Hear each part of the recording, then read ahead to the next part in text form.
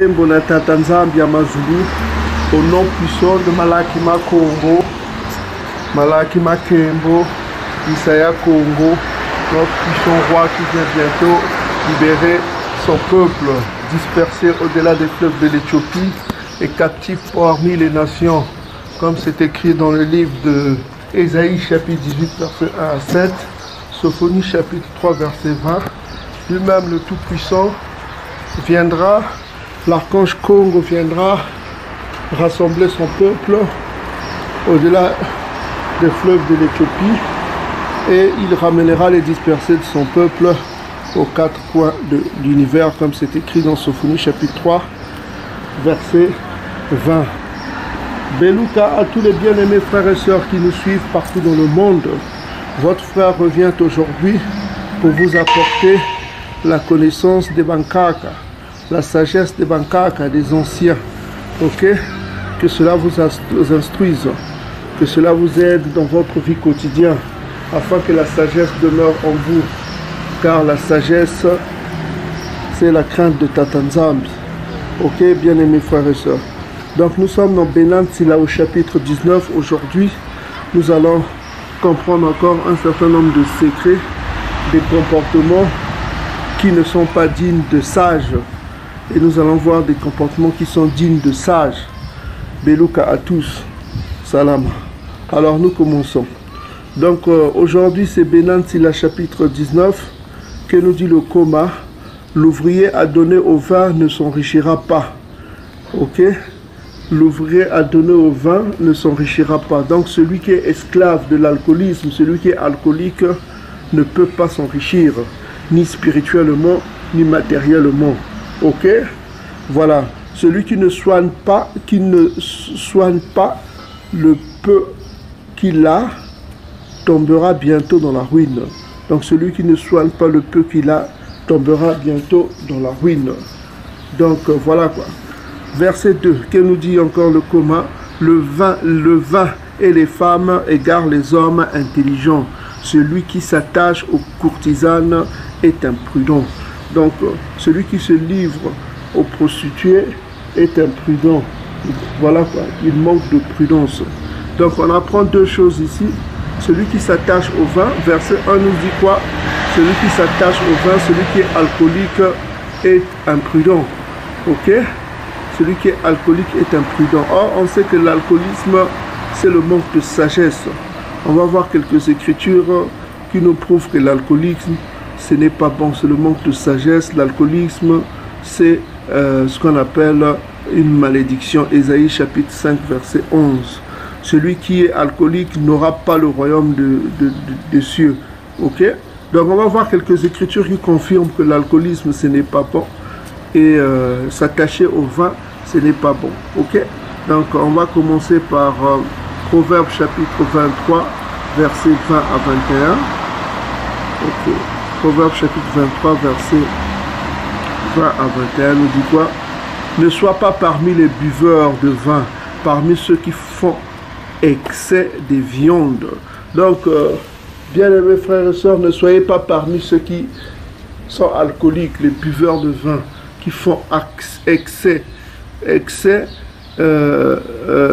des viandes. Voilà, ceux qui mangent abondamment, ceux qui sont gourmands, qui se goinfrent de nourriture, tout ça comme ça, ce n'est pas aussi sage que de faire excès d'alcoolisme.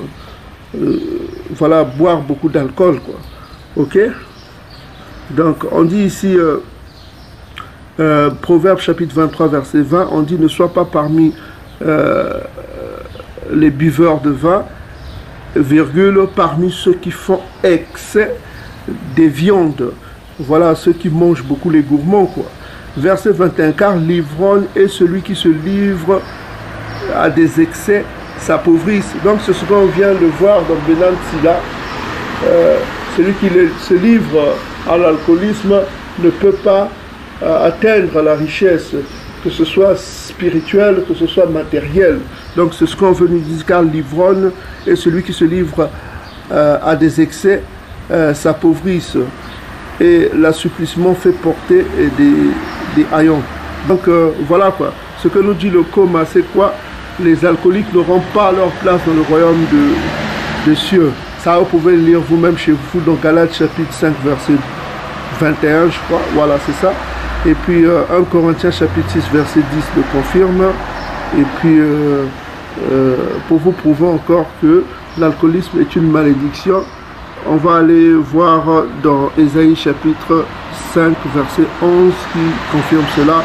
Malheur à ceux qui, de bon matin, courent après des boissons énivrantes et qui, bien avant la nuit, sont échauffés par le vin. Toujours des alcooliques, ok, des ivrognes, ok. Donc voilà, et je vous disais qu'il n'y a pas de place pour cela dans le royaume de Tatanzambi. On va voir Galates chapitre 5, verset 21, et puis on va voir 1 Corinthiens chapitre 6, verset 10.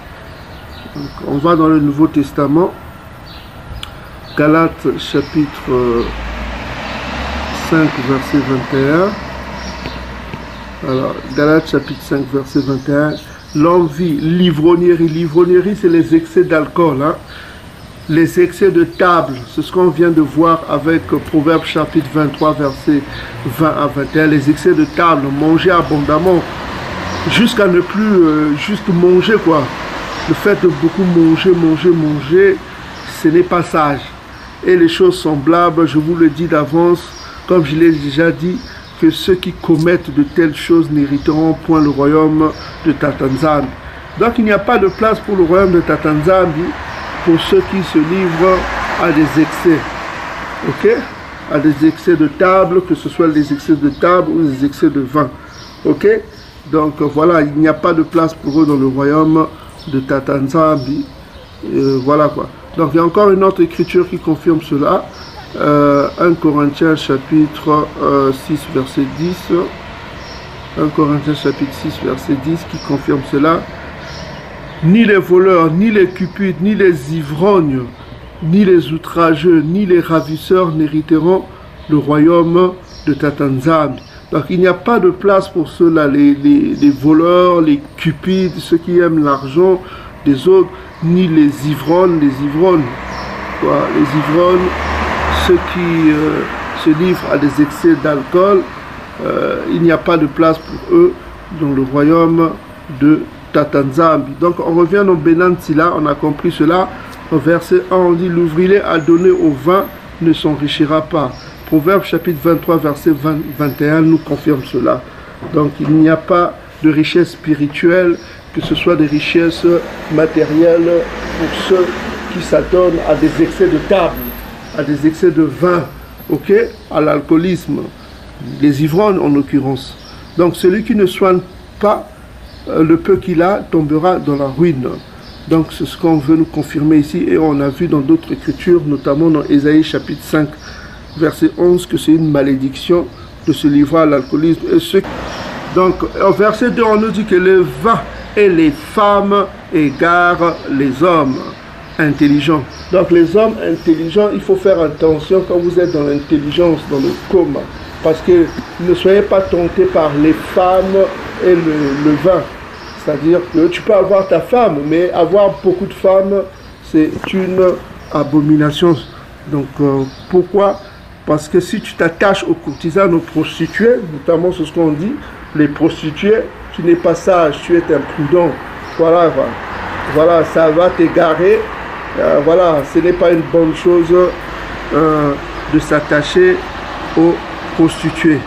Ok? Voilà quoi. Donc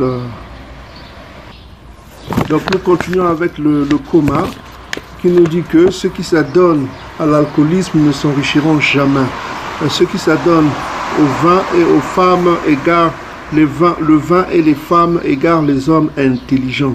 Ok? Les gens de Bina, ceux qui sont intelligents, qui ont le Bina, peuvent être égarés par le vin et les femmes.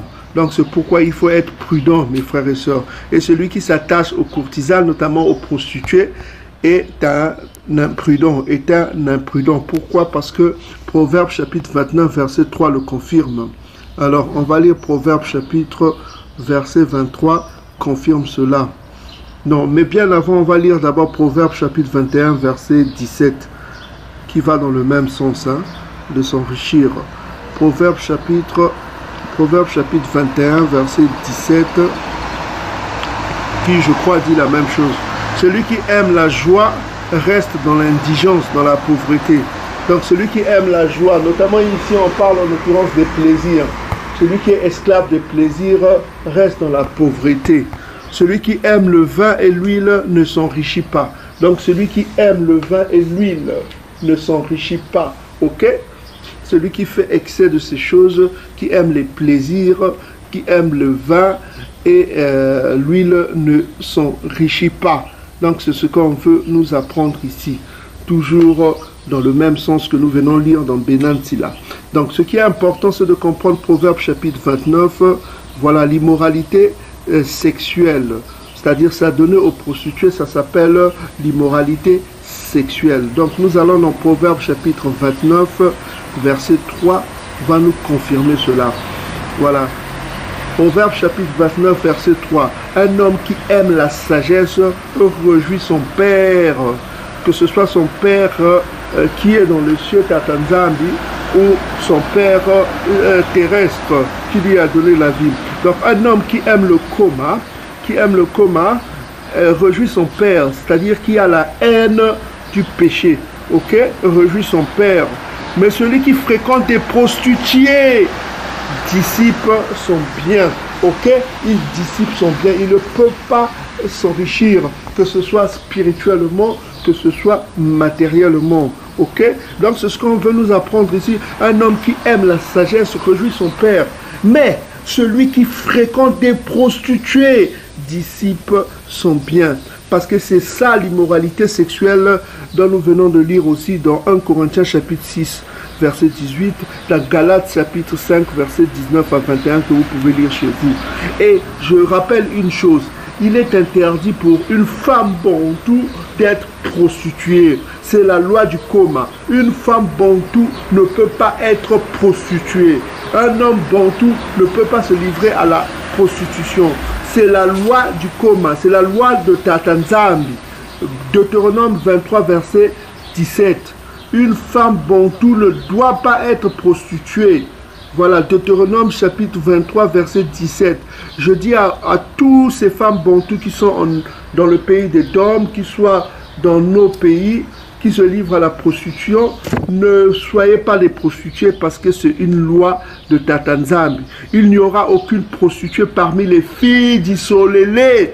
C'est interdit pour les femmes bantoues d'être des prostituées. Ok? Il n'y aura aucun prostitué parmi les fils d'Isolélé. Donc il n'y aura pas de prostitution parmi les filles d'Isolélé et parmi les fils d'Isolélé.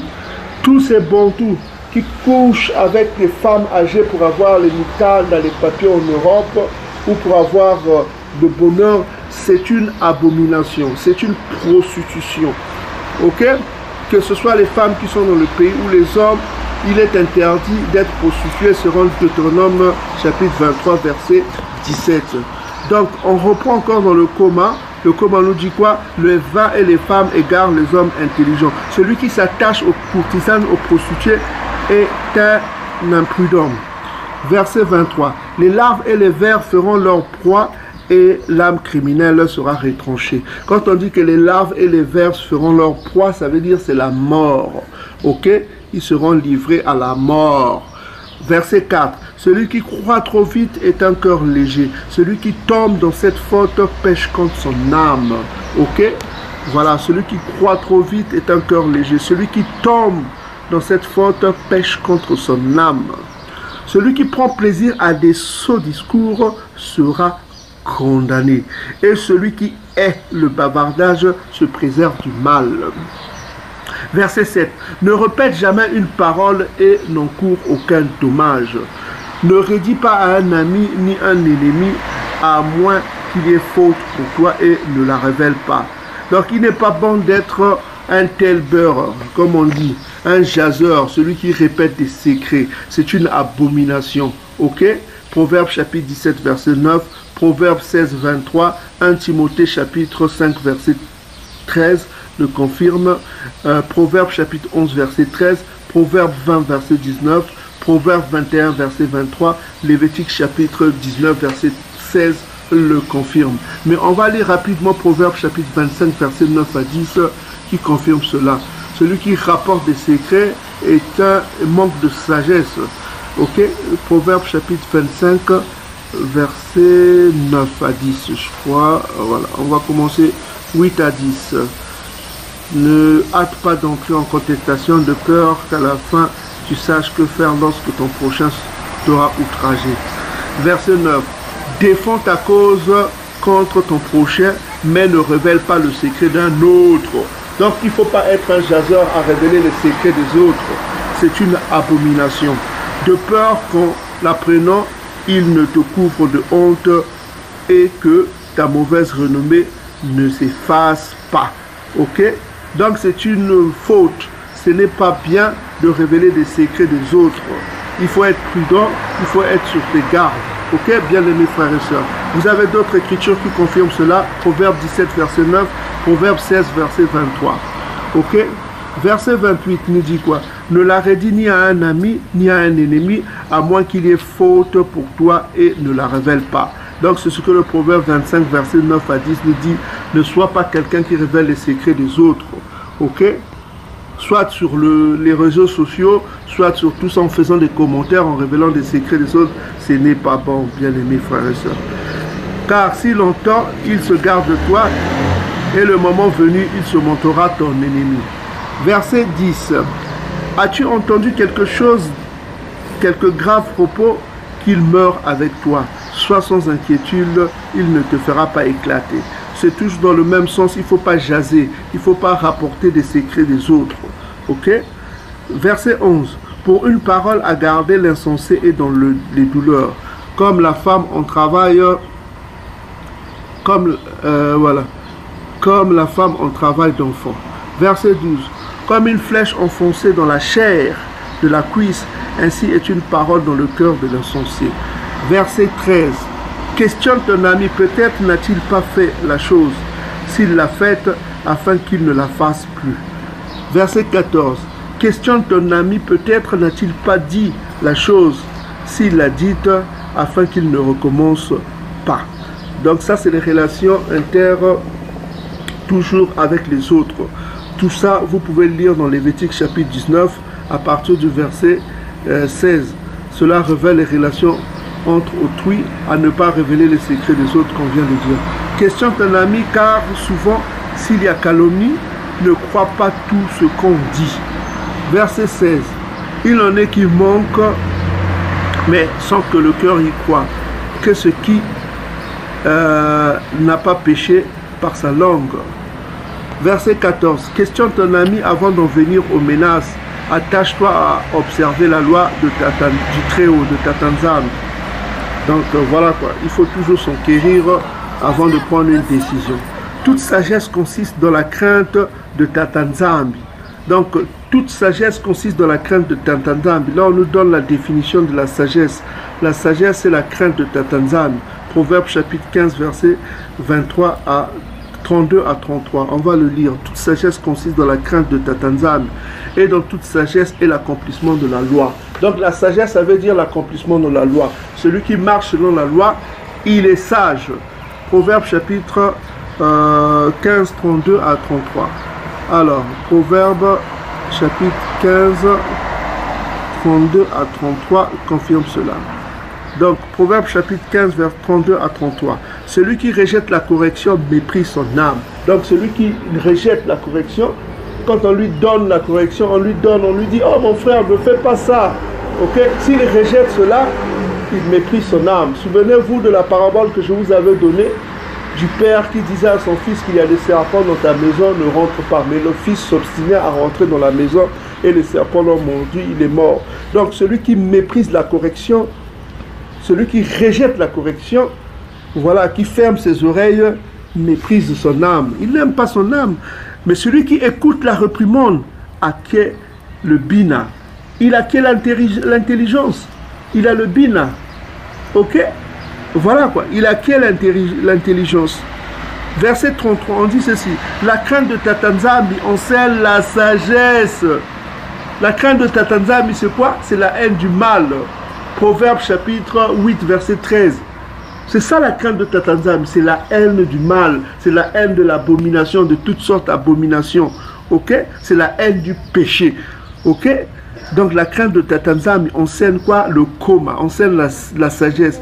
Et l'humilité précède la gloire. L'humilité précède la gloire. Celui qui vit humblement, il sera glorifié. Mes bien-aimés frères et sœurs. Donc on reprend dans le coma. On nous dit ici, toute sagesse consiste dans la crainte de Tatanzami. On a vu que la crainte de Tatanzami, c'est quoi? C'est la haine du mal. Proverbe chapitre 8, verset 13. Et on sait aussi que Job 28 le confirme. Ok? Et dans toute sagesse est l'accomplissement de la loi. Donc celui qui cherche à accomplir la loi de Tatanzami est sage. Ok? Donc c'est pourquoi on vous a dit que la loi est bonne. On vous le dit dans Romains. Le livre de Romains confirme que la loi est bonne. Il faut. Isaïe vous a dit que la loi est bonne. Il faut continuer à appliquer la loi. Isaïe vous a dit dans Matthieu chapitre 5, verset 17 à 19.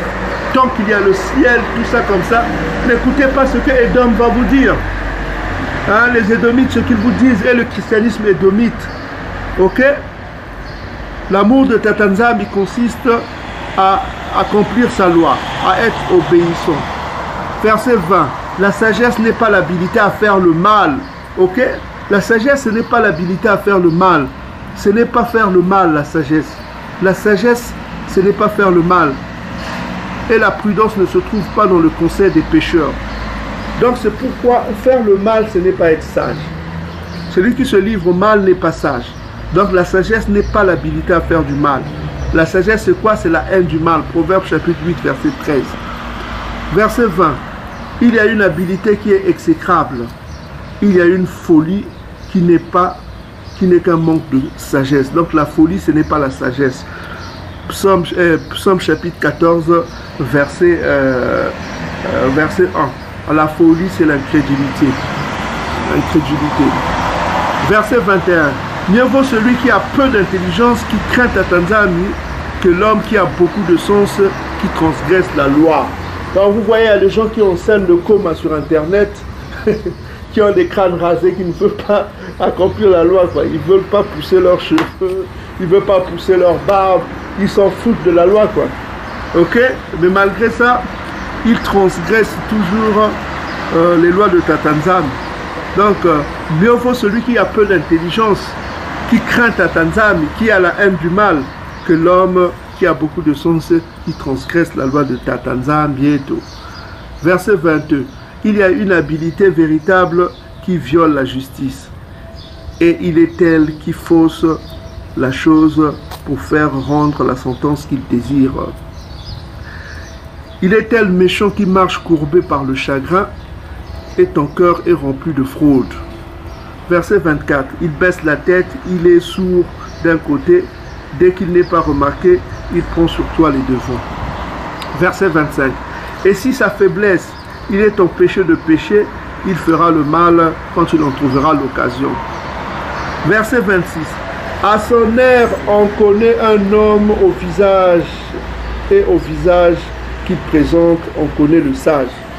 Donc, juste en voyant un homme, on peut sentir sa sagesse. On peut sentir aussi son mal. On peut sentir qui il est.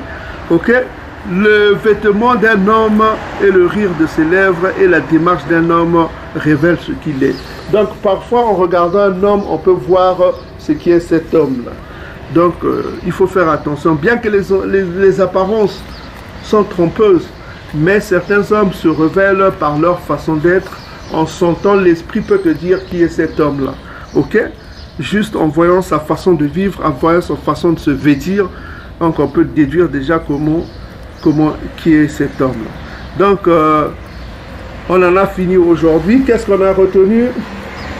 C'est que celui qui se livre à l'alcoolisme doit se repentir. Celui qui est ivrogne doit se repentir. S'il n'est pas sage d'être alcoolique. Il n'est pas sage de se livrer à la prostitution. Ok? De se livrer à la prostitution. Proverbe chapitre 29, verset 3. Celui qui se livre à la prostitution fait la honte de son père. Ok? Donc, voilà. Il n'est pas sage de rapporter les paroles des autres. Ce n'est pas sage. C'est ce qu'on vient d'apprendre aujourd'hui. Il n'est pas sage d'être un rapporteur de paroles, à dire le mal des autres en secret. Il n'est pas sage de se livrer à la prostitution, se livrer aux prostitutions, de donner son énergie aux femmes, ok? Car il est interdit aux femmes et aux hommes tout d'être des prostituées, ok? Deutéronome chapitre 23 verset 17.